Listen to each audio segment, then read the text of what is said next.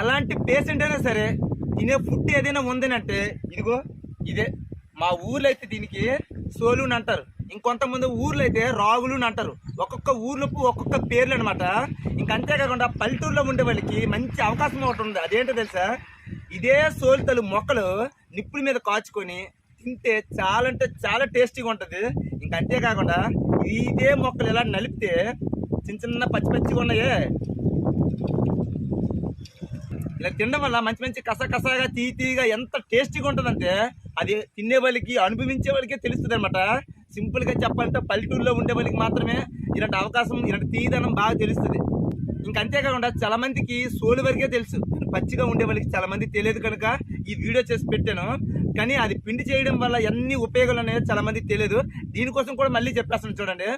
ఇదే సోలు బాగా ఎండబెట్టిన తర్వాత బాగా దంచిన తర్వాత ఎర్రగా వస్తాయి చూడు, ఆ ఎర్ర తోలు సోలేని చాలా మంది పాయసంలా చేస్తారు, తర్వాత అంబలిలా చేస్తారు, అంతేకాకుండా రాగి అట్లులో చేస్తారు.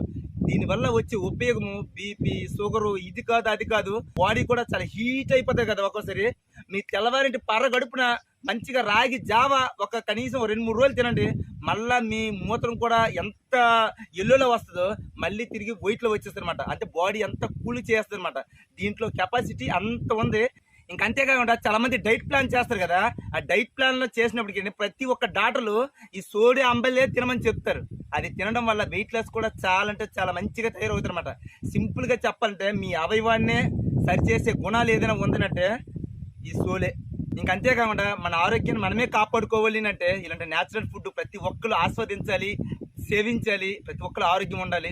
మీ అందరూ ఆరోగ్యం ఉంటేనే కదా నా సబ్స్క్రైబర్ అందరు కలిపి నాకు సపోర్ట్ చేస్తున్నాను, మనస్ఫూర్తిగా కోరుతున్నాను. అంతేకాకుండా మీ చల్లని చేత కామెంట్ చేయండి. ఉంటాను మరి. ఆరోగ్యమే మహాభాగ్యం. జై హింద్.